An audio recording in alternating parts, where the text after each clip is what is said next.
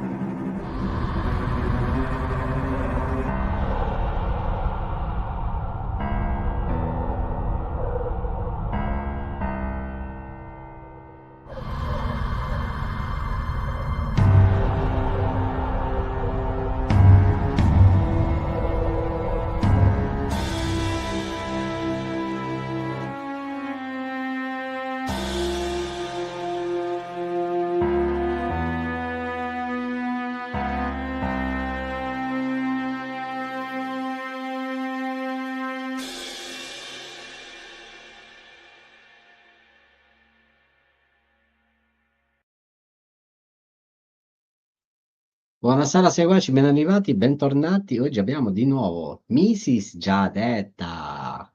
Ciao, ciao ragazzi, siamo un pelo in ritardo stasera per questa puntata notturna proprio, nel vero senso della parola, ma abbiamo un ospite, una band, vi assicuro ne vale la pena fare un po' tardi.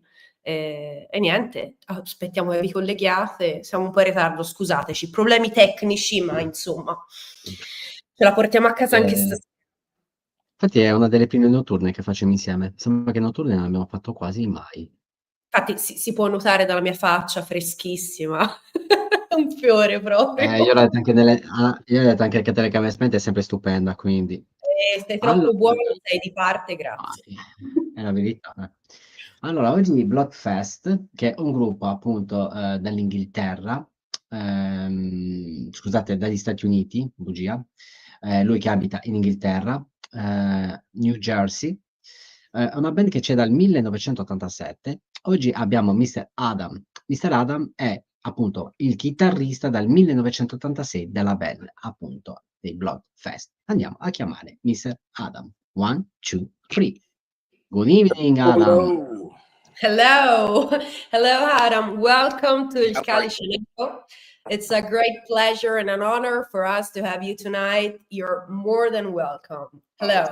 Thank you for having us. Thank you for having us. Thank you very much. As we were saying, we were introducing your band, your music, you to the audience, but now the time has come for the first question that I usually ask to our guests. Please introduce yourself and your music to the audience of Il Calice Nero. Well, my name is Adam Tranquilli. I am in Blood Feast. We started back in 1985, and we are classic traditional thrash metal. That's what I would say. Straight to the point. Perfect.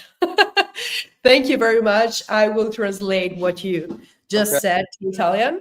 Allora, ragazzi, mi piace un sacco come lui dice il suo cognome, che ovviamente è una parola italiana, ma lui lo dice all'americana, come è giusto che sia. Lui è Adam e lui suona nei Blood Fest e sono, ragazzi, una classic thrash metal band, quindi stiamo parlando del puro thrash metal, come diciamo noi in italiano, perché noi storpiamo tutte le pronunce possibili e immaginabili, e niente, è andato dritto al punto e suonano dal 1985, quindi qui non si scherza, non stiamo scherzando, stiamo parlando con una delle band che hanno inventato il thrash metal, e quindi è un grandissimo onore per noi averli qui con noi, per noi averli qui con noi stasera. Vabbè, stasera sono stanca, ragazzi, ci fate caso. Mette l'archivio e dice sempre le cose corrette. Il giorno che smetteranno di scrivere su l'archivio, Vero. forse mi... Metal ogni tanto ci sorprende per dire qualcosa di corretto. Ogni tanto ci fa fare delle figuracce con gli artisti e vabbè, dai, siamo perdonati. Infatti. Allora, salutiamo Arogaz che stava per andare a dormire, gli abbiamo rotto le palle, l'abbiamo fatto risvegliare dal mondo dei sogni e come ce n'è. Allora, Adam, ora cerca di decifrare dentro l'anima, dentro la tua arte, quindi all'interno della tua arte, attraverso la tua anima. Come riesci a decifrare quello che vuoi dire, il tuo messaggio verso le persone che provano dolore dalla mattina alla sera? Via. Oh, well, there's something that I didn't say to you before in the backstage, that this is not an ordinary interview. Alan's questions are very, very difficult and hard for me to understand in Italian and to translate. Okay. But please don't escape. Stay with us until the end of the interview, please. No problem. Okay, let's start with one very, very hard. Okay, what is your method of approaching music and songwriting, and how much of your soul can we find in it? Well, I think that just start right from the beginning. When we first started writing songs for Blood Feast, I think it just came with life experience, listening to other bands. It was all brand new at the time, the energy, and I just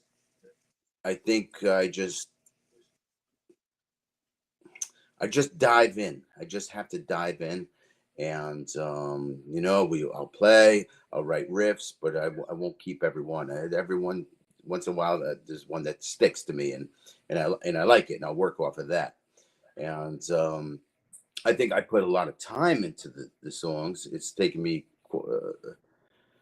a lot of alone time playing, to write all these songs. And I mean, it's me. The lyrics were never me in the beginning. It was always the music and the energy that came to me. And I think that's you. I think the music just I don't know, portrays my. I'm a really mellow guy, but I think the music, I get my aggressions and all my things out in my music. That's your passion that you find in the music. That's just relenting, and it's unrelenting, and it just doesn't stop, and it's just aggressive, and I love to give a show just nonstop, just bang, bang, bang, just an hour of brutality, So is there a difference between you as a person and you as an artist, or the character and the person are the same thing, or is there a difference? Because I am a very mellow guy, and then when my drummer is the same, and you see us two mellow guys and we make so much noise, I think it is me. But instead of beating somebody over the head with an axe, I'll take it out with my music and put it into a positive thing that hope everybody can relate to. So just the part. Okay. Thank you. We always feel better after playing. We always feel better. Aggression gets out. And instead of taking it out on people, we'll take it out on my guitar. Okay. It's It makes a sense. healthy. It makes a lot of sense to me. Okay, thank you very much. I will translate or Okay. forget everything. Allora, mi ha parlato del suo modo appunto di approcciarsi alla musica, al songwriting, in generale anche al palco. Ha detto che lui è un ragazzo molto tranquillo, è una persona molto anche quasi dolce, però quando è sul palco e quando pensa alla musica riesce a mettere, diciamo, non mi sta venendo la parola in italiano, ora ci sto pensando, la traduzione, riesce ad esternare tutta la rabbia e l'aggressività e anche, diciamo, in maniera costruttiva, ecco, ad esternare questa rabbia e a... ragazzi, non mi sta venendo la parola in italiano, maledetta me che parlo un po' qui e un po' là. I'm laughing because I know the word in English and not in Italian. I don't know how to translate what I have in my mind. Maybe you could say it easy as like I write out of life experience. I write out of pleasure. I write out of pain. I take. Yeah, no, but I'm not able to translate that you turn all of your anger and aggressivity from yourself through to music, and I'm not able to because my mind is... Anyway, I'm trying to do my best. Quindi lui praticamente riesce a mettere tutta la sua aggressività, la sua energia nella musica, ed è per questo anche che loro fanno una musica molto veloce, molto aggressiva, molto sonoramente anche aggressiva, però in realtà c'è una bella differenza tra quello che loro sono nella vita di tutti i giorni e quello che sono sul palco. Diciamo che è una parte di loro, per finire di rispondere alla tua domanda, c'è molto della loro anima dentro la loro musica, perché hanno iniziato seguendo un po' il flow degli anni. Loro sono anche ragazzi fondati nel 1800, nel 1980. Esagerata.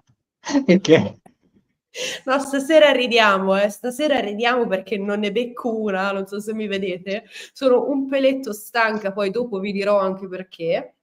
E quindi sono anche dei pionieri del genere, hanno iniziato, però ricordiamoci che quando le band iniziano i movimenti nascono dall'ambiente, e quindi l'aggressività, la musica aggressiva, la musica estrema stava tutta intorno a loro. Infatti lui ha detto: noi abbiamo carpito l'energia del momento e l'abbiamo riversata in musica, e così continuiamo a fare da un bel po' di anni. Scusatemi se stasera sono un po' rintronata, mi dovete perdonare.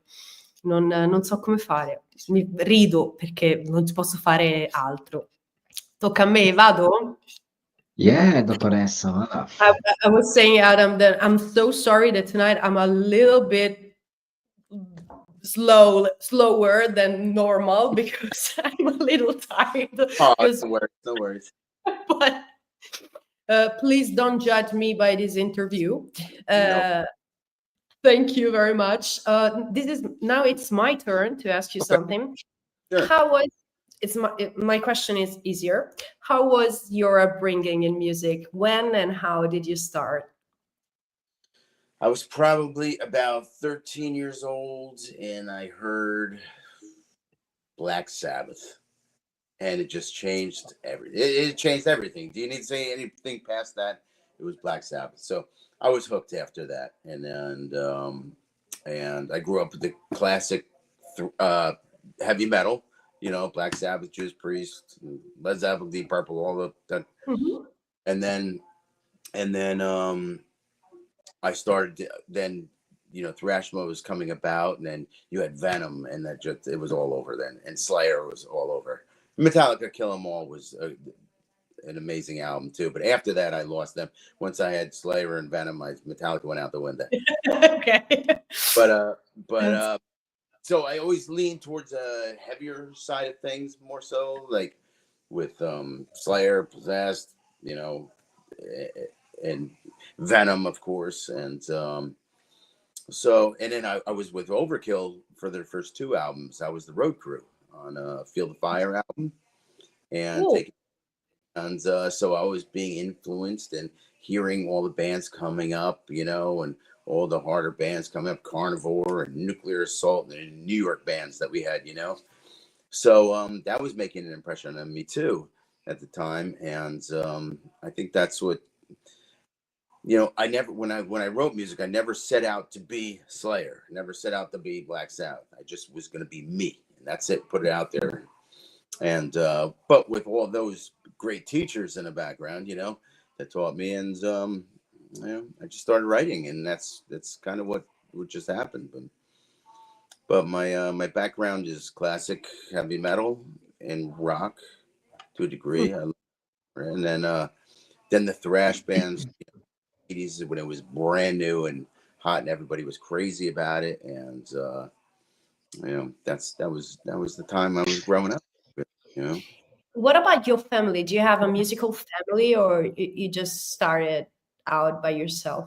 I had a sister who played violin, viola, and Okay, so another side of music. Okay. I had a great grandfather who used to play pianos for silent movies. But wow, cool. Other than nothing, there's nothing, you know. So, but I knew it once, you know, Black Sabbath was there, and then I knew what I wanted to do. You know, I knew I wanted to play guitar, and you know, so I did, and I've been playing ever since, and I love it. It's been and you're doing it a great job, I think. So, so you're doing really, really good. Thank you very much. I will translate to Italian. Okay. Allora, gli ho chiesto com'è che è cominciata la sua avventura con la musica, qual è stata la sua educazione, quali sono state le origini, le sue radici. E lui mi ha risposto che, perché mi ha risposto, vabbè, quando avevo più o meno 13 anni ho sentito i Black Sabbath e lì ho capito che volevo fare musica e volevo fare quel tipo di musica nella mia vita. Certo è partito tutto dal rock, dal metal dei Black Sabbath, poi piano piano ho iniziato ad ampliare un po' gli orizzonti. Sono arrivati i Venom, gli Slayer, e io lì ho capito che volevo fare musica ancora più pesante di quello che erano i Sabbath o quello che avevo ascoltato fino a quel momento, e ho iniziato appunto a diventare un tutt'uno con la musica estrema. Ecco, questo ha detto, ho capito veramente che volevo fare però il musicista a 13 anni più o meno. Io gli ho chiesto, ma non hai una famiglia che suona qualche strumento? Perché sai, a volte tante persone hanno la fortuna di ho iniziato a suonare la batteria perché mio padre suonava la batteria, per dire. E lui mi ha detto no, in realtà mia sorella suona il violino, però non c'entra niente, avevo un bisnonno che suonava il pianoforte durante le proiezioni dei film muti, però nella mia famiglia non è mai stata una componente, però che figata tra l'altro questa, avere il bisnonno che faceva il pianista durante le proiezioni dei film muti. E ho detto, però nella mia famiglia non è mai stata una componente importante la musica, semplicemente io ho sentito Black Sabbath, mi sono innamorato, di lì ho cominciato a entrare nel mondo della musica, ho anche fatto la parte della crew di alcuni tour degli Overkill, insomma è proprio entrato nel mondo della musica. Look, oh, I'm cute. Total black. Hi. Fantastic. It's good luck when my black cat crosses my path. It's good. Lovely. What's their name? And we call him Beats. Beats. Lovely. Yeah, he's a good boy. He's good. Look at him. Yep. It's difficult to see him against your shirt. He missed me today, so he wants some love. Bello, amore. Quindi nulla, per finire, ha scoperto di amare il rock and roll veramente e la musica soprattutto metal, quindi al the dark side of the music, diciamo, in tenera età, e di lì c'è rimasto, ha detto, e non ho più potuto farne a meno. Vai Alan, tocca a te. Oggi ci stiamo divertendo alla grande. Allora, ora entri dentro una gabbia di un leone e qua devi combattere con questo animale per trascrivere la tua pena artistica. come riusciresti a sopravvivere attraverso una tua track scelta appunto da Mr. Adam? Guarda il gatto. Il gatto ci sta guardando la diretta. È fantastico. Sta guardando la diretta. No, non sto scherzando. È Sì, lo fantastico. vedo, è bellissimo.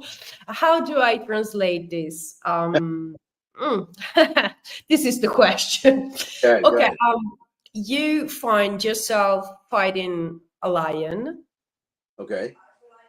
this hypothetical situation, Mhm. and you had to choose a soundtrack for this fight. Okay. Which of your album or song would you choose? So, This is very tough. I know. I well, know. there's a lot. One is coming to mind. I am just a very quick. It's one of the newer songs called INRI. It's very aggressive, very fast, very to the point, and I think that one would get the job done quickly. From which album? Sorry. That would be from Future State of Wicked. Okay, 2017. So yes. Invi. Okay, that's the different. Yeah, Invi. That's the American pronunciation. Okay, sorry, because I was thinking, I don't know this song. Why? And then I now I got it. Okay. And, Okay. I love the drums on that song. It's just very fast, aggressive, and I think just because it's short. It's short, and I think it gives a full punch to it too. And our old drummer Joe, who was on that album, had passed away. Now he's gone. But I loved the drumming on there was so aggressive. It was so good. So I would probably say that one. I think they would put the lion out of his misery very quickly. And would you win or lose with that? Oh no, that one. Yeah, that's a winner. And it'd be quick. It'd be swift. Very fast. Okay. Right? Very, very interesting choice. Thank you very much. I will say to Alan, let's see if he's satisfied with this. Okay. I'm just joking. Ok, allora, mi ha fatto un sacco ridere perché mi ha detto giustamente, lui è americano, le canzoni le scrivono loro, mi dice il titolo, me lo dice con la pronuncia americana, però in realtà noi tutti italiani, Inri, lo leggiamo Inri, ti torna sulla croce, ok? E quindi sceglierebbe quella dall'album The Future State of Wicked, che è del 2017. Puoi mettere la copertina, che tra l'altro è una copertina molto molto interessante. È la opening track, quindi la prima traccia, e ha detto sceglierebbe quella, uno perché è molto corta, e ha detto in un combattimento di questo tipo la velocità è la cosa che mi viene in mente principalmente, ed è una traccia molto aggressiva, molto veloce. Ha detto che adora il modo in cui il loro batterista, che purtroppo è venuto a mancare, il batterista di quell'album, è stato molto bravo non solo nell'aggressività e nella scelta appunto dei Blood Beast e della parte della batteria, ma è stato anche molto chirurgico, molto preciso nel suonarlo per trasmettere questa appunto furia aggressiva. E meglio di così per un combattimento con un leone. Io pensavo ci mandasse a qui paese dopo questa domanda, invece hai visto, ci ha pure risposto, pensa te. Quindi la ragazzi alla grande, bella copertina. Figa. Molto interessante. A te la prossima domanda. Ragazzi, preparatevi per le domande che psicopatiche anche Giada ormai. Fra un po' TSO sicuro. Guarda, che io Lorenzo, ancora... abbiamo perso Giada, Lorenzo. Sì, questo è pur vero, però oggi in realtà me la sto giocando semplice, su domande un po' più aperte. This is my next question is a little tricky. What worldview is reflected in your music? What worldview is reflected in our music? I don't know if there really is. I think I don't think there's a worldview in our music. Let me think if there's any song. I think it was just all, just silly heavy metal lyrics or something, you know, but worldviews. I'm trying to think of anything that's worldviews that, Well, I worldviews. mean, if I haven't listened to your music before, and you have to explain to me, let's make it easier. Yeah, I know the worldview is something a little Yeah. Wow. Okay, but let's Because- make it easier. The main themes that you, I'm a new listener, you have to explain me with 5 words your music. So The what, horror, not horror. just the music, but what you talk about in your music. horror, gore, Mm-hmm. little religion, a little bit, and fantasy, you know, and yeah, yeah. And in what way do you speak about these themes? Well, we would do so. We have starting from the first album, Menacing Thunder. All right, that's the first song that we even wrote. It's like nuclear war song, you know, it's about nuclear war. And then the second, I remember the next song was The Evil. And that's more like a warning of, you know, of evil out there, you know. And then there was one, Bloodlust, and that was influenced from, of course, Venom. We all love Venom. Had a song called Bloodlust, and it was just, and just aggressive and fast. And, you know, we're looking for shock value back then, too. And then we have other songs like Vampires, just a fantasy song, you know, but you know, fun, and I love playing that song. That's so much fun to play. And that it's just you know, I mean the original singer Gary, he wrote all those lyrics too in the beginning. So it was a lot of storytelling, you know. That's really kind of what it was. And it was probably from life experiences and horror and gore, and like I said, fantasy. And you know, I You that's yeah, that's yeah. Well, you answered me. we did that to escape everything else, because the world's really scarier than anything on my albums, you know. Yeah, that is true. So I think we used it more to just escape from what was really scary out there, you know, and just to be in our genre of music, you know, because we're not going to be writing about flowers and picnics and blue skies, you know. Oh no, I thought you were too. Yeah. So we have Since the name of the band, I thought that it was about flowers. Gotta be gore, you know, bloody, and it's gonna be fast, aggressive, and it's you know. But we take it from life experiences too. All the new songs I wrote, that's from life experiences, from pain, from pleasure. You know, I mean, all things in my life that I've been through have brought me to, you know, to write certain songs. More personal. A lot of it comes, you know, I mean, because I wrote most of the new stuff, the lyrics as well. And it came from all different places, you know, And, you know, we have one song, I Have Glass, you know, for that's like, it's asking the question is, if you were able to see your future, would you look? I don't know. That's like, so an example, when you ever did a DNA test, like they have, you know, all these DNA tests you can take now, they always tell you this DNA test may give you more information that you want, right? So it's almost a look into the future. So if it's going to tell you something, they say, you know, like you might not want to look into this, you know. So the Eye of Glass is that question. If you were able to look into your future and see Would you do it? would you look? Would you look? I personally, I don't know, and I'm very No. scared to think about this theme. But Right. it's very profound. I The think. feelings it brought for you thinking about that are the same things came to me.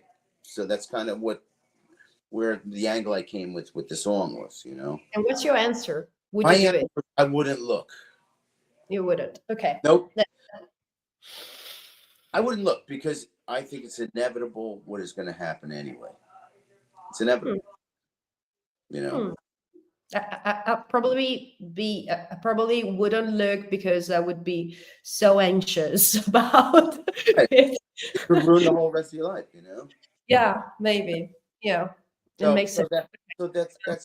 That's one reason one song, you know, came about. If you were able to look, and that's through the eyeglass and see what the future brings, you know, would you look through that eye? And it's a warning saying, like, you know, I wouldn't look through the eye. But know that if you do, you might see things you don't like, you know? So it's important. Your life will be ruined, totally. Yeah. Totally. Better not to know, maybe. No. I don't know.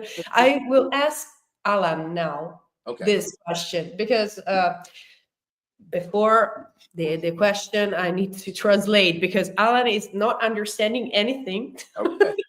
So I need to make him join this conversation. Allora, gli ho chiesto qual è la visione del mondo che si percepisce, sono diventata spagnola, non riesco manco più a parlare l'italiano, si percepisce.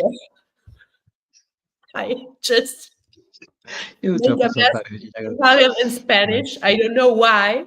Actually, I don't speak a word of Spanish, so it doesn't make any sense. Anyway. Non ce la posso fare, ragazzi, non ce la posso fare. Ti essere sicura. No, non ce la posso fare. Ok, gli ho chiesto qual è la visione del mondo che si percepisce dalla loro musica e lui mi ha fatto, cavolo, la visione del mondo, non so se c'è una visione del mondo, allora io ce l'ho portato a capire che cosa intendevo. Addirittura.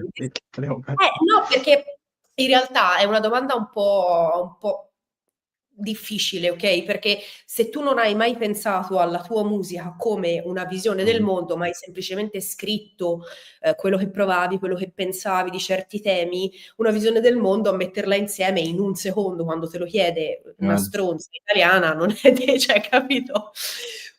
Scusate il francese, non so se sentivo l'accento. Allora gli ho chiesto, io non ho mai sentito la tua musica, spiegami quali sono i tuoi temi principali, quelli che io, se voglio approcciarmi, così capisco dove vado a parare. Lui mi ha detto sicuramente l'horror, l'aggressività, un po' di fantasy, parliamo anche di vampiri, parliamo di situazioni atroci, spesso aggressive, dolore.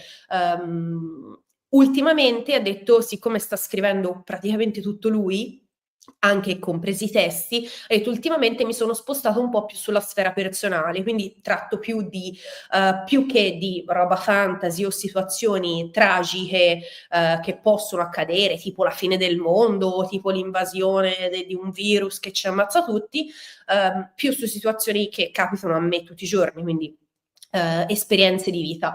E io gli ho detto, bene, ok, e come le tratti queste esperienze, queste situazioni, cioè l'horror, come lo tratti? E lui lo dice, mi ha risposto, lo tratto in maniera tragica, nel senso che sicuramente ha detto l'orrore che c'è nel mondo è 10 volte più terribile, terrificante rispetto all'orrore di cui tratto io nelle canzoni. Però solitamente parlo di un mondo che sta andando a finire male e io ho detto questa è una visione del mondo, ti torna, quindi ce l'ho portato.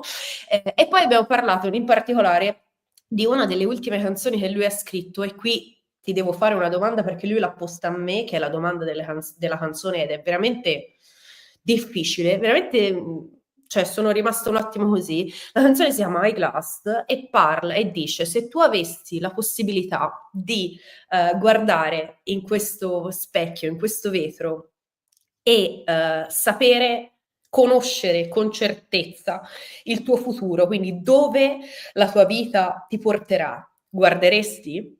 E io ti faccio la domanda a te, Alan, perché gli ho detto che te l'avrei fatta. Amo le sfide, sì. Sì? Paura. Perché? Sì. Perché? Perché mi incuriosisce molto su quello che potrei fare, come lo potrei fare e soprattutto mi incuriosisce se le mie aspettative iniziali possono essere congiunte all'interno della mia mente, di quello che vedo nello specchio. E se va male, che fai? Se va male, si va sempre a testa alta, si cerca di rialzarsi. Alan would look in the glass, and he said, because he's curious of how the things would happen in life, and I asked, and if it goes wrong, what would you do if all of your expectations will fail, and you know in that moment that you're not gonna be the one who you want to be, or you're not gonna do the things that you want to do? And he said, I will react, I will stand and go on. Mm-hmm. Brave. Mm-hmm. That's brave. I don't know if it's possible for a person to do something like that, but anyway, I really do like what he said. Okay. So you want to know if things didn't work out for me, what would I do? Is that what you're asking? What would you do? Well, I would say, I mean, everything has worked out amazingly for me. I can't complain. You know, the only thing I'd say is Blood Feast never got to be Slayer or Metallica. You know, big band like that, but it's brought me so many great things in my life. I've seen so many countries in the world. I think I have 16 countries I played in, and my music has brought me the greatest things in my life, you know. And so if it doesn't work out, I mean, you know, we have to just keep going, you know. Mm-hmm. But Maybe there I is just interrupt you because I said Alan because his name is Alan and your name is Adam, but I said Alan would do and not Adam. Sorry. Yeah. Just to because he said I would look into the glass, but it was okay. Yeah. Oh, sorry, it was a misunderstanding. Then what would I do?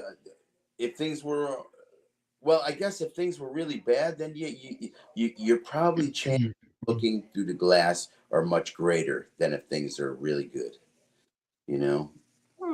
So I think if everything's going bad on you, you're like, what do I have to lose? I have nothing to lose, right? So you're gonna do that eye and see, and you'll take whatever comes. But if life is good and things are good, and that's not saying that we didn't have ups and downs in life, you know, because we do. That's part of life. But I feel blessed. I'm blessed with, you know, my good health, thank God, and my kids, and you know, I have a new wife now. My old wife passed away, and so no, I say thank you every day for what we have. And I need to ask you something. I have no reason for that glass, is what I was gonna say. If you weren't, I don't know if is the verb correct, but if you weren't a musician, what would you do? Well, probably what I'm doing right now, which I work with trees outside, and that's what I do. I love nature, and I love being outside, and I just I love nature. You know, working with dirt and the trees, and just, you know, connecting with the earth and my, you know, and I think I'd be happy. But my music brings me, it brings me great joy, you know, and a little agito once in a while, you know. Thank you. I will translate. I'm doing a mass with Italian. Why do I speak English? I have to speak Italian now. Yes. I would say that. Oh, guys, tonight it's completely out of mind. I'm so sorry. Allora, raga, sto a fare un casino, te la stavo parlando, stavo pensando di tradurre, ma stavo parlando in inglese. Infatti gli ho fatto, ma perché cacchio parlo in inglese? Allora, gli ho chiesto anche che cosa mi sarebbe piaciuto fare se non fosse stato un musicista. Ha detto, mi sarebbe piaciuto lavorare con la terra, con gli alberi. Ha detto, io già in qualche maniera ci lavoro, nel senso lui non mi ha spiegato di preciso che cosa fa, però insomma penso che abbia un po' l'hobby del giardinaggio, queste cose qui. Lui ha detto lavora con la terra e con gli alberi. E questo contatto importante con la madre terra è qualcosa che lo fa stare benissimo, quindi sicuramente se non avesse fatto il musicista avrebbe perseguito questa sua attitudine. E, per ritornare, ha risposto anche a quello che hai detto te, nel senso che è coraggioso il fatto che tu guarderesti e comunque andresti a testa alta, e che effettivamente è l'unica cosa che una persona può fare, nel senso, una volta che hai guardato, i tuoi piani non andranno secondo questo specchio del futuro, non andranno come avresti voluto, non hai più niente da perdere, e quindi ti puoi vivere la vita in maniera anche forse più tranquilla. Che è un altro punto di vista, ti torna? Se voglio Sì, fare sì, tanto una perché... cosa e so che per certo che non ci arriverò, cioè, a quel punto, boh, c'è chi cade nella io... disperazione e chi invece cade Ah, nel, vabbè, divertiamoci, ti torna? sì, sì, infatti, tanto uno non ha niente da perdere, quindi o va alla Esatto, stacca, se no vaffanculo. è una filosofia, effettivamente, ci sta. Pienamente Tocca a te, fai d'accordo. una domanda semplice perché me ne vado, te lo dico, non sono in grado stasera. Ricordati che TVB Meno sembra la male. pubblicità sembra la pubblicità di quel cioccolatino. Allora, potrebbe esistere un quadro e allo stesso tempo un quadro delirante per trascrivere la tua mente? Adam. Okay. If you had to describe your music and your mind through a painting, so not just describe, if you have to paint a picture, what would you paint? I may go back to the our second album cover, and it was a war from heavens Mhm. and hell, have fighting in every Your place. full length? You mean chopping Yeah. block blues? No, it was actually because we call it the last offering before the chopping block, and I don't know if you know that. Do you have Last that? offering before the chopping. Okay. Which that was the Mhm. true second album, because we did Kill for Pleasure, then we did Face Fate, and then we did, it was going to be called The Last Remains, but now I have it called The Last Offering Before the Chopping Block. Metal Archives is telling truth. It's telling lies, not the truth. So I'm so sorry for this, but because we always refer to Metal Archives because sometimes it's yeah, right. but Yeah, so that was I left the band. I recorded the second album and I left. Then they did it again, and that Mhm. became Block Blues. But there was the true second album that was complete. It sounds just like Kill for Pleasure, Face Fate, and Last Offering sound the exact same. Whereas Chopping Block Blues sounds different. Okay. So the cover that you were talking about So is that it was a war like between the heavens, heaven and hell, and everything in the middle. And I think that because your question was about me, right? And I think that I have lots of peace in my life too. But then there's always the not peace that you have, and the ups of life too. So I think that album probably would have, I I have peace, but there's also war at the same time, at the Like, same time. You're and to keep the peace is the is that's where my music comes into. Music helps me keep the peace, and because aggressive aggression out in that. So And then you throw everything into music. I mean, throw it into there, because if you see me in person, I'm not very loud, and I'm semi-quiet guy, and though I'll talk to everybody, and but I'm not the loudest guy in the bunch, and I usually used to say I speak through my guitar, and I do my yelling and screaming there, because if you know me, I would never yell. I'll never yell at you, but I'll do plenty of the screaming. stage. Yeah. You unleash everything. Yeah, no, I know what you mean. I know it.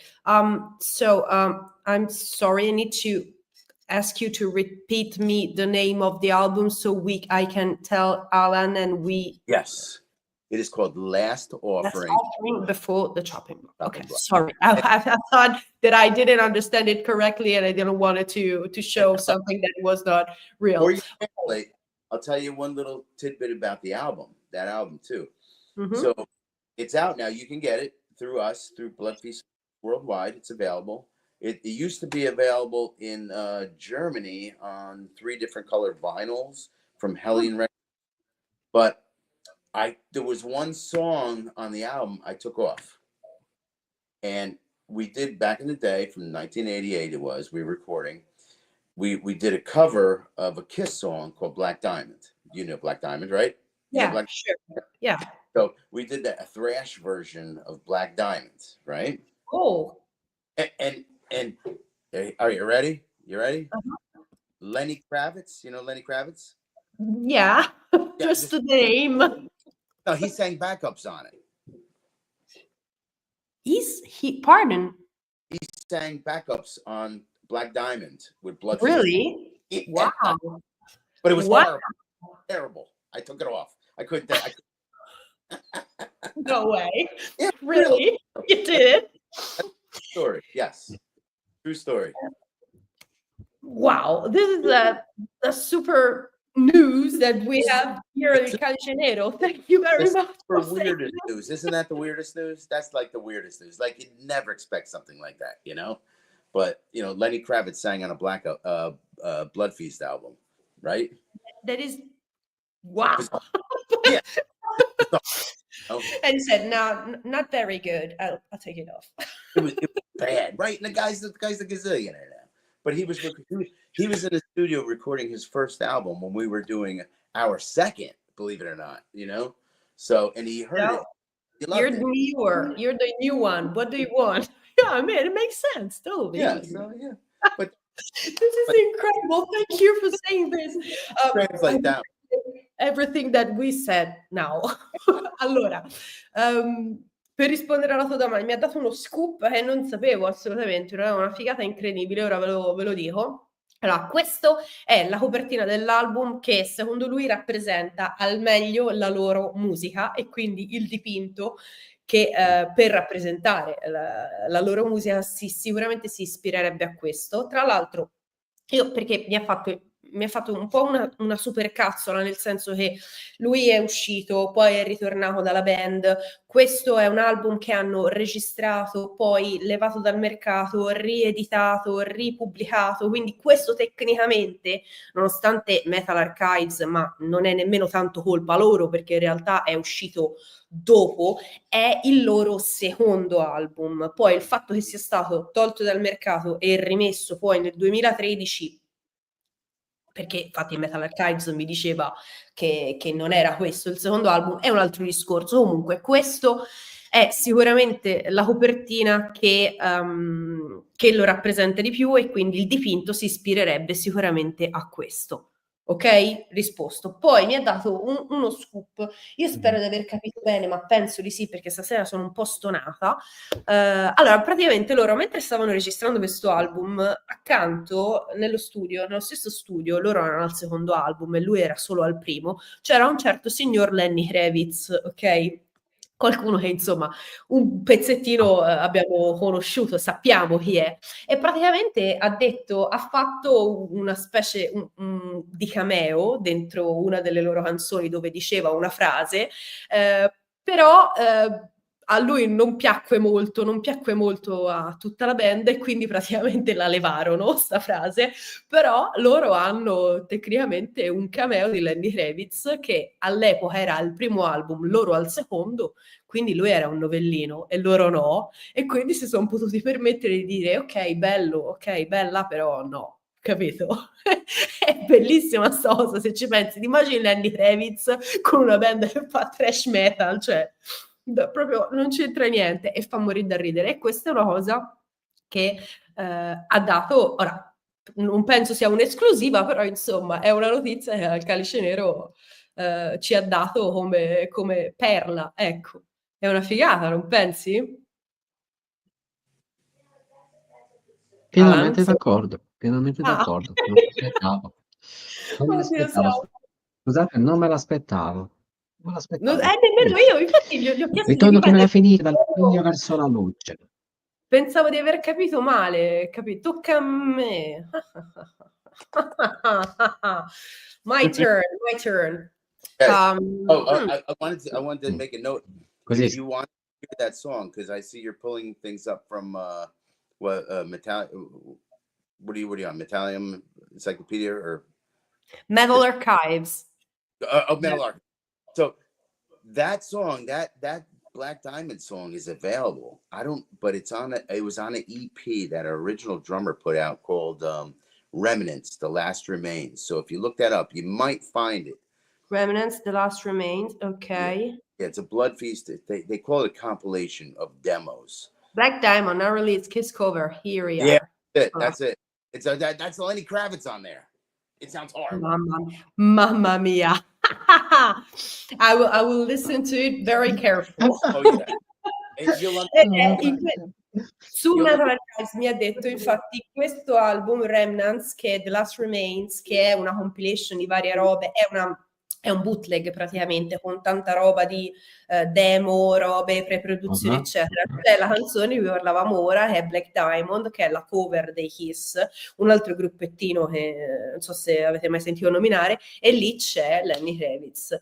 È la traccia numero 9 di questo album bootleg, diciamo, uscito nel 2002. Quindi raga, andatevelo a sentire e ci facciamo due grasse risate con Lenny Kravitz featuring Blood Feast. Che ganzo, che forte, che forte. Ci sta. Vai. Okay, my turn. You're almost free. We are almost at the end of the interview.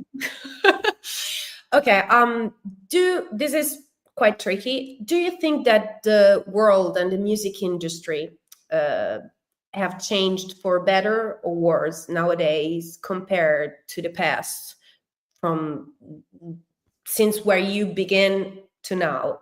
Is it better or worse? I think it's both, actually. I think it's better because we can reach audiences just like you. I'm talking to you on a screen here. We're talking real time to Italy. So I think a lot of things have gotten much better as far as that. It was, with Facebook and social media, it's just made music things a lot easier. It's also made it a lot worse too, because people are stealing music, and you don't even have to buy it anymore. You can listen to all the albums. I think there's a lot of wokeness still in the music industry, and that's not a good thing. I don't think. I don't know. There's because a lot of some bands get canceled or things, and it wasn't that. It was, I don't know. I think that part of it is not good. I don't know. There's, if I don't like you, you're not playing. And there's a lot of clicks going on. There's festivals full of bands too. Bands you had never even heard of, but the promoters they want those bands. And if you're not who they want or anything, I mean, I want some of the big festivals, and I see a lot of smaller bands, not that they shouldn't play and they get their due because they're working hard too, but I would like to see us be playing. But somehow or another, I think that we're passed upon, maybe because of our label or things we've heard, just some people have opinions, and so, I mean, there's better and worse. I think if I had to say overall better, I think it's probably overall better now than it was back then. I mean, the energy of the fans and the people was so intense back then. Everybody was so hungry, and we just wanted music. We wanted new music. We wanted to be together and thrashing, and the shows were packed, and there was so much energy.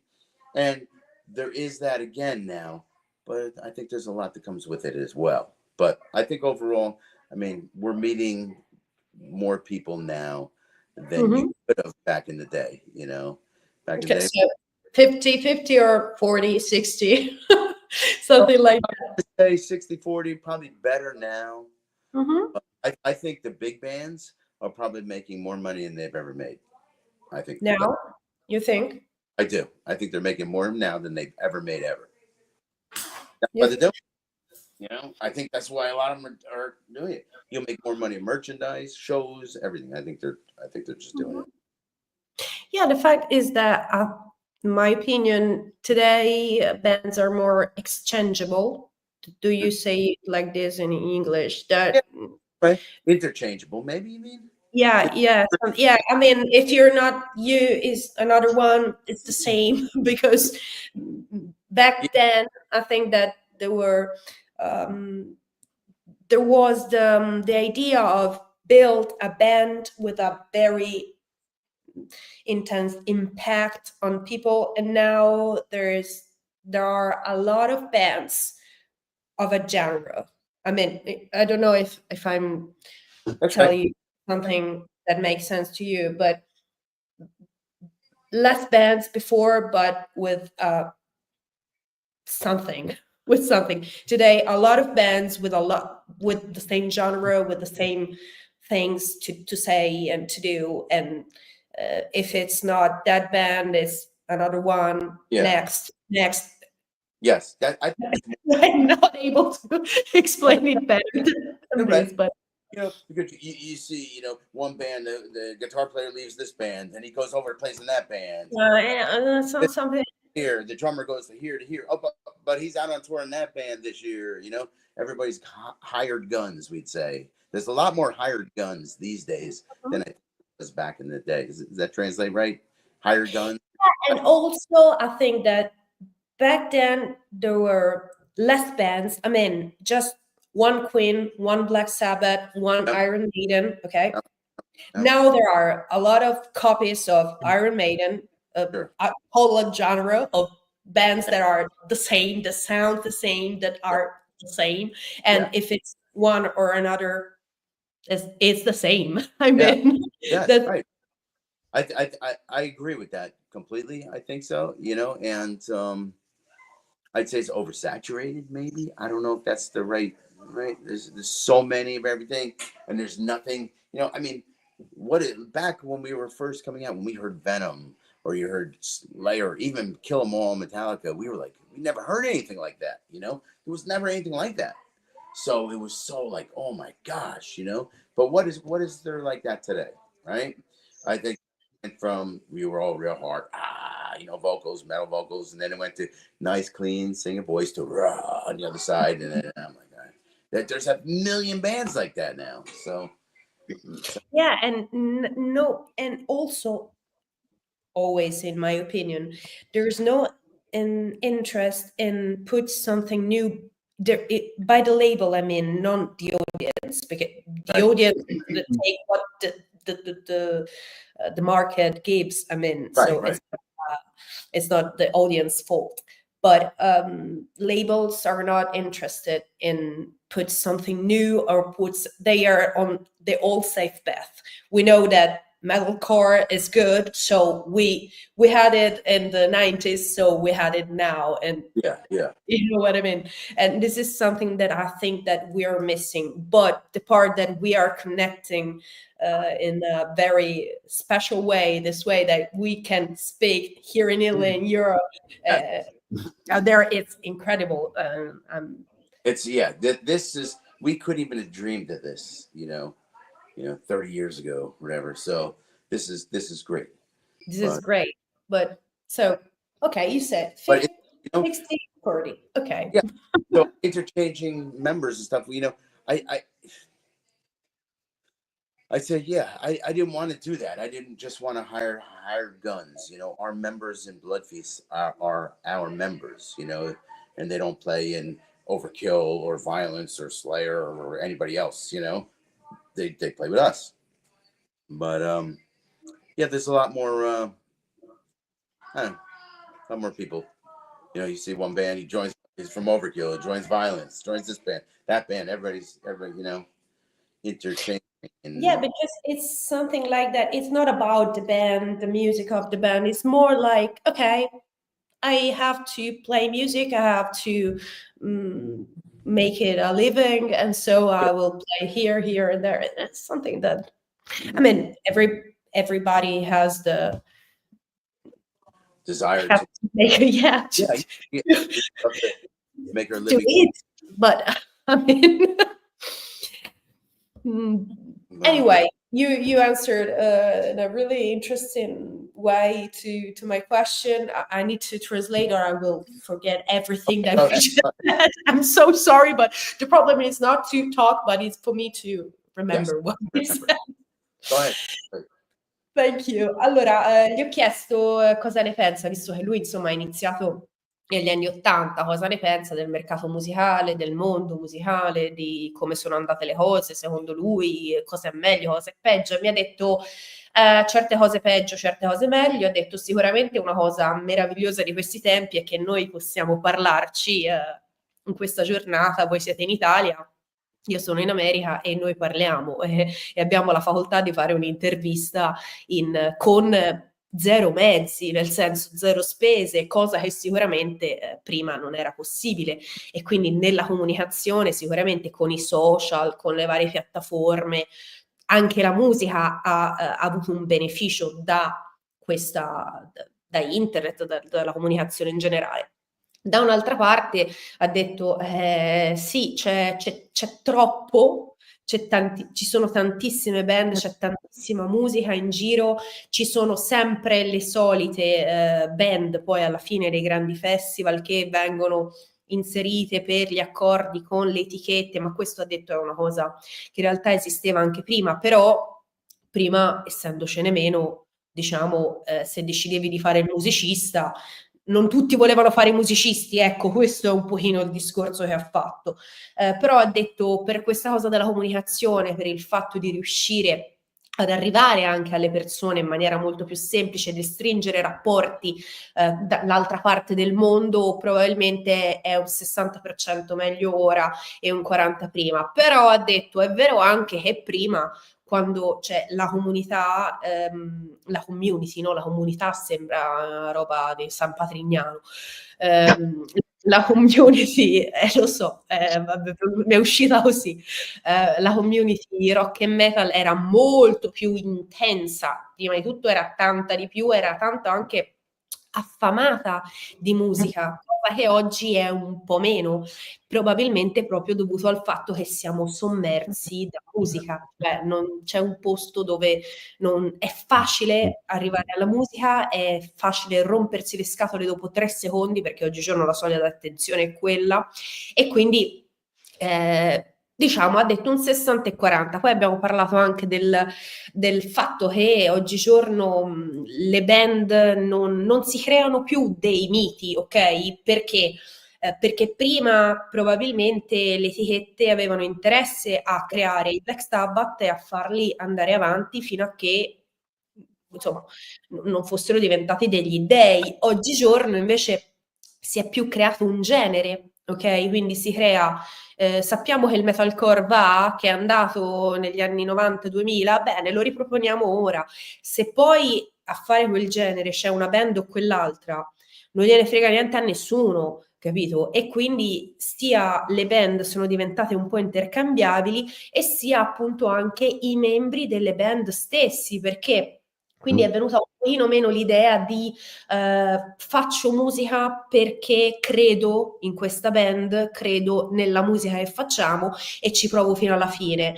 Cioè ora sono un po' tutti turnisti e questo ovviamente fa perdere di valore alla band, perché nel senso se una band è formata da tutta gente messa a tavolino, nel senso poi possono essere anche le persone più artisticamente creative, importanti e profonde del mondo, però viene un po' meno l'idea di costruiamo una band, noi ci mettiamo insieme, suoniamo musica e ci proviamo, perché abbiamo qualcosa da dire. Comunque, detto questo, io passerei alle nostre ultime domande. Alano, vuoi chiedere qualcos'altro? Facciamo le ultime 3 domande, che voglio porre una domanda prima che ci rinchiudono a San Patrignano. sicuramente perché ci porteranno un po' a tutti. Allora ragazzi, Non mi fare ridere. no, è proprio quello che volevo fare, infatti stavo aspettando che stavi bevendo. Domanda semplice e deve dirla in 2 righe, proprio diretta. Ora, Mm. è dentro un film thriller, no, anzi, Mr. Adam deve entrare all'interno di un film thriller e qua deve creare una trama psicopatica. Allora, questa trama psicopatica devono essere congiunti con 3 proverbi e una frase diretta. Vai, E lui deve rispondere con 2 righe, vai, giustamente. vai. Allora io Bravo. veramente no. Adam, I'm so sorry. I try to ease this pain because this question is a real pain in the okay, let's make it easy. Patriniano. Esatto. If you had to describe your music Again? with a horror or a thriller film, which Uh, film would you choose? And you know that the question wasn't actually this, but yeah. All right. So our- I don't know if you can really nail it down to one movie though, right? It's going to be a whole gang, you know. Mhm. You've got the 1977 movie, The Evil. You've got Mhm. that was an old movie. That was an old movie. That's where that came from. Movie. Ieri. Mm. Oh, you got. I mean, there's so many movies. I don't know. I don't think you can put it. You can't put it in one. I don't think that's. I don't know. I don't know if I'm answering your question either. Really, you know. I'm sorry, but I lost you for like 30 seconds and I didn't understand a word after The Evil 1997 77 movie. I'm so sorry. But I don't know if there's any one movie that you could title us with. You know, there's, like I said, there's horror, there's gore, there's spiritual. but you have to choose just one. This is I have to pick just one. Oh, jeez. I don't know. Yeah, I don't know. Maybe if I had to pick one, I would probably let's say the movie Blood Feast. Okay. And the reason I just saw that for the first time about 4 years ago, for the very first time. The very first time, really? Yeah, for real. Very first time. Wow. Like a 1962 release. And it was so bad. It was bad. Like they said they used to have to put barf bags in the movie theater because people were, but it was so bad. Like it was like ketchup and all these really cheesy type of things. And I kind of look at art as like we're like comic books, horror movies. You know, we fit into that kind of thing.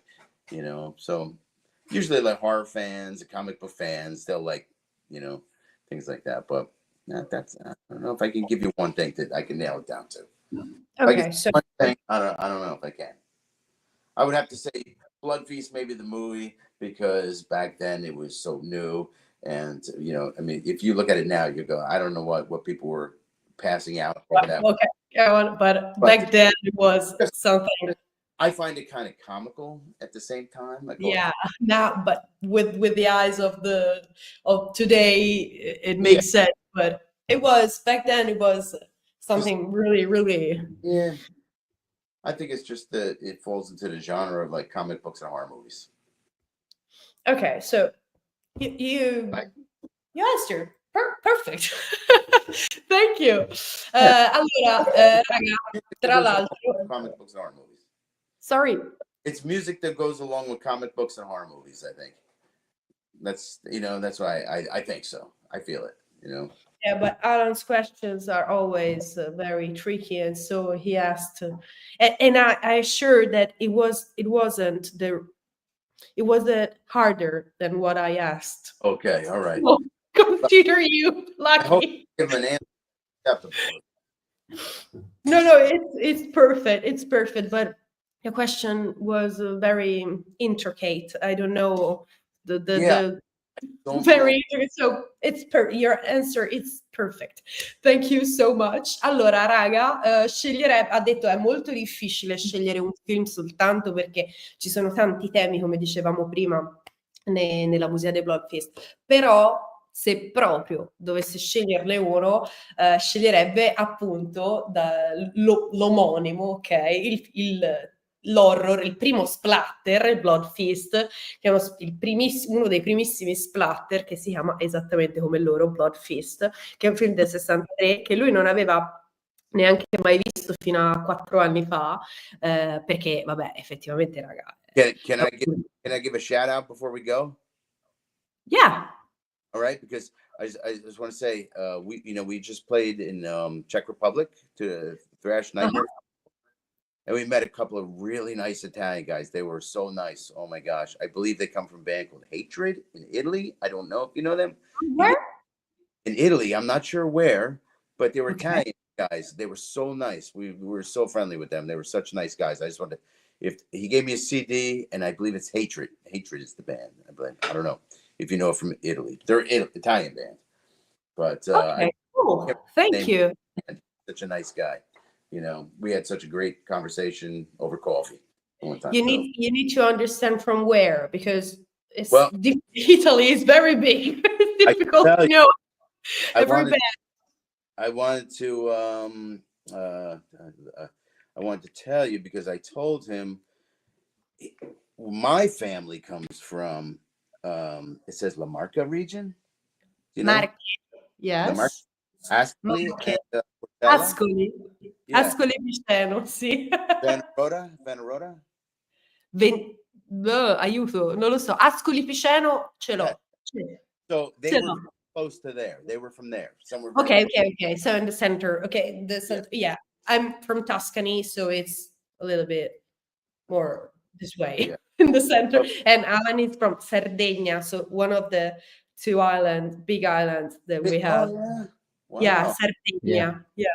That's not the Adriatic though, no? No, Adriatico, the other coast. Yeah. We are on the Mediterranean. Yeah. But we're not. I'm sorry for you, but we're not done. We have the 2 last questions for you. Oh, go. Okay, good. You think that you're finished? No. I'm so sorry for you, because now it's my turn to torture you, because now it's the time of the Italian question. Ok. Ma hai tradotto tutto? Cosa? Hai tradotto tutto? Sì, ho tradotto il nome del film, ti ho detto che è il primo splatter 63. Mi scusi, dottoressa, vabbè, non abbiamo questa simpatia. Gentilmente, nel senso, e qui il non lavoro fa non è più, mi licenzio. No, via, me ne vado. Okay, here in Calice Nero we have a tradition, the Italian question at the end of the interview on typical Italian topics. So there is a saying that Italians always talk about food, and it's absolutely true, because we always talk about food, and tonight we're talking about food once again. This time the question is about breakfast. So the Italian traditional breakfast. The question is, what do Italians traditionally eat for breakfast? And I will give you some options so you can choose from something. Okay. First option, eggs and bacon. Okay. 2, cappuccino and cornetto. 3, pizza. 4, bread and hummus. Ooh, I would imagine it's probably depends on where in Italy you're from too. No. Okay, all right. I'm not suggesting. Okay, all right. Options are bacon and eggs, cappuccino and cornetto, pizza, the third, pizza. 4, bread and hummus.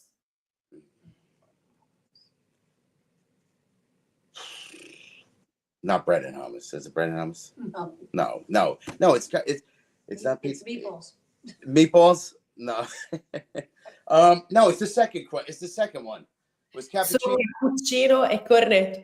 And it's correct. Yes. You passed the Italian test. Yes.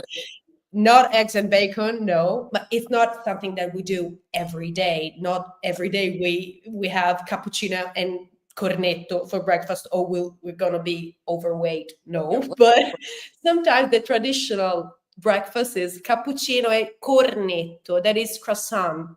Cornetto. Yeah, but if I told you croissant, it would be so French, so I didn't want to to make you. Do you put anything on your cornetto? Cornetto. Cornetto. Yeah, you're half Italian, so you're region. So come on, please. Yeah. Just joking. But you win the Italian quiz. So I only got one of the questions now. Where's the second one? The second one is not an Italian question, but is from the channel, and Alan is asking it. Vai Alan, poi te la farò dire in inglese, sai? No, ma devi tradurre quello che appunto hai detto, tu non hai tradotto in italiano adesso. I forgot to ritorna a posto. to translate. Hai pure ragione te, perché io parlo e poi non mi ricordo le cose. Allora, io ho fatto una domanda italiana che qual è la colazione tipica, diciamo tradizionale, che fanno gli italiani. Ovviamente non è che la facciamo tutti i giorni, sennò diventiamo tutti 120.000 kg, e gli ho dato alcune opzioni. 1, uova e pancetta, 2, cappuccino e cornetto, 3, pizza, 4, pane e hummus, va bene? E allora stava quasi per andare sul pane e hummus, però ho sentito una voce fuori campo che gli ha detto no, e quindi ci ha azzeccato cappuccino e cornetto. Poi non è una cosa che facciamo tutti i giorni, perché se no, però diciamo tradizionalmente, insomma, se la colazione italiana è quello da pensare. Uova e pancetta, assolutamente no. Tocca a te. Ok, perfetto. Saluto Nocturnal, Enrico, Valerio, tutti su Instagram. Mamma mia, che figure stasera. Se avete visto, se avete notato, il logo è cambiato ufficialmente, verrà messo anche nelle sigle del Calice Nero. Il nuovo siglo, il Calice Nero, appunto, opera di Mrs. Elisa, collabora in maniera importante sul canale. Questo è elegantissimo, appunto, calice, cambiato completamente, sta benissimo sulla mano, sulla mano di Giada, veramente sta sì, come si fanno le ombrelline, io faccio così, guarda. Smettila. All'interno, cioè, perché non ce la faccio più fare la diretta oggi. All'interno di questo calice, guarda che non cade, all'interno di questo calice, Mr. Adam deve inserire una bevanda molto penetrante nella mente dei Blood Fist e creare una sorta di artisticità durante appunto un sorso. Che tipo di bevanda potrebbe essere? No, non togli il dito, guarda che cade, non togliere, se no cade. No. Okay, this is the black chalice. Oh yeah, I'm not black cup. Okay, I say it like that. The name of the channel, Black Nero Chalice Calice. Okay, if you had to drink something with the black chalice to describe your music, what would you drink? Oh boy, you know what that's got to be, right? What's the thing we got to drink in the black chalice? Io non ho capito. I didn't understand a word what you said. I was like, what do we need in the black chalice? It must be wine, right? How can you wine? Is it supposed to be wine? Wine. No. I'm a little empty. Red, white, Italian. Red. Italian, right? This is Italian, of course. This is Tuscany, from Tuscany, Chianti. Ah, venuto il vino. New Jersey wine. Believe it or Oh not. my God. It's not that bad. Chianti, it's better. I'm so sorry to say it is to you, but come on. So, Stai bevendo Chianti? Stai bevendo? certo, è che sto a Firenze io, non è Ti che ammazzo, cioè io ti ammazzo, cioè veramente ti Ho ammazzo. perché non capito vieni a che casa. non ho No, capito. non hai capito. No, perché io adoro il Chianti, io venero il Chianti. He's asking, are you drinking Chianti? And I said, yes, I live in Florence. Buonissimo, Chianti is buonissimo. from here. Of course I'm drinking Chianti. Of course. Buonissimo. Really even have to ask that question, right? You know. So, right? red wine. Red wine. Perfect. I agree Non with me you. lo doveva fare, non me lo doveva fare. Sto bevendo Chianti senza di me. Prego, prego. Cioè, E anche lui berrebbe vino rosso per descrivere, anche perché, insomma, nel senso, festa del sangue, che non si beve il sangue, ti torna? Makes No, io sense. ce l'ho con te, io ce l'ho con te. Non pensavo che stavi bevendo il Che devo Chianti. fare? Sono le mezzanotte e 40, io bevo il Chianti. Non hai Adam, capito perché io amo il Chianti, io amo il Chianti. starà Cioè perché bene. è veramente allucinante, allucinante. We have our cheese from Italy too here. This is parmigiano Ah. reggiano. Italiano. Italiano. Here we go. Here it's the more cheese. Italiamo. Say it. Parmigiano reggiano. It's very difficult to say it. Parmigiano reggiano. Almost. Parmigiano reggiano. It's Adam, I don't know how to thank you for your kindness. Thank you very much. You've been so nice and so patient. Thank you. I'm so sorry for the mess that I did with this interview. Who's the promoter is going to bring us over there and play? That's what we need. Oh, I didn't understand. Oh, I said, who is a promoter in Italy there that will bring us over? We want to play in Italy. And we would like to see you here in Italy. So let's keep in touch. We can do something maybe. I know a couple of promoters here, so yes, we can do it. My next question would be, what are your future plans, and would you like to come to Italy? So you answered already. Yes, it is. Yeah. That would be great. That would be great. So I've never been to Italy yet. Never. And right. Yeah, so we need to change that. So we must change that. Of course. Europe covered, except Italy. Come on, why not? Why not Italy? I don't know. We never made it there. Never made it. But we have to change this thing. Absolutely. Let's keep in touch, and we can do something, I hope, because you're a lot of fans here, a lot of people that would love to see you. So things must change. Absolutely. You must come to Italy as soon as possible. Alan, non sono mai stati in Italia loro, capito? Peccato. Vedi, non lo dire con tutta questa espressività, però. No, perché avrebbero spaccato di brutto in Italia. Infatti. Mi piace il Thrash, per quello. We could do something. I'm confabulating with I'm trying to understand. Anyway, thank you so much. Wow, it's very, very late. I'm so sorry that we tortured you for a lot of time. Thank you very much for your kindness. It's been a great pleasure and an honor for us to have you tonight. And I hope to see you in Italy. And whenever you would like to be back here on the Calice Nero, you're more than welcome. Thank you so much, Adam. Thank you. Let's keep in touch. Yes, we could do something. Find us at bloodfeastlegionsworldwide.com. Yeah, I know, and we already shared all the links of the band, and I will too. And tomorrow, thank you so much, Adam. Thank you. Thank you, much. Great day. Take care. Ciao. Ciao, Adam. Ciao, grazie mille. Thank you. Thank you very much.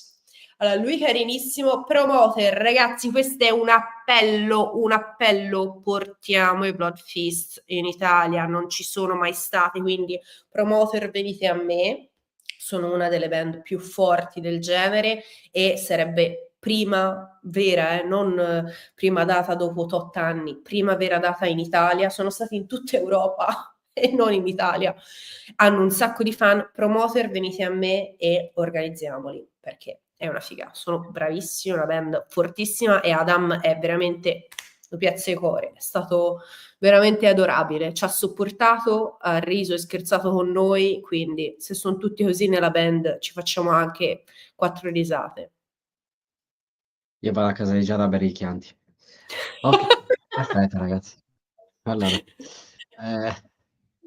adesso verrà messa la track in sponsorizzazione di 3 mesi del progetto Arrogat, 3 minuti. Noi ci vediamo direttamente con i Dusk Void, gruppo italiano, old school death metal, poi andremo in onda anche domenica e poi via via scorrendo anche appunto la settimana. Quindi vedete Mrs. Giaretta con la sua bellezza, la sua eleganza, la sua simpatia, la sua parte genuina appunto come persona, perché è veramente un'amica, ve lo dico con il cuore in mano. Niente ragazzi, grazie a tutti per supportare il canale, per esservi iscritti, per Supportare noi, veramente... Come? per supportare noi. Sì, per supportare noi, per non mandarmi a fanculo con il TSO, quindi veramente noi siamo qua solamente per farvi compagnia, perché questo è solo esclusivamente divertimento. Non ci sono soldi in ballo né niente, quindi sono solamente divertimento. Stop, tutto qua. Niente di più, niente di meno. Quindi grazie a tutti, ringrazio Giadetta, veramente un bacione grandissimo. Il grande spettacolo continua e non si fermerà mai. Il sacro codice d'onore è 000. La morte vi renderà liberi. Au revoir.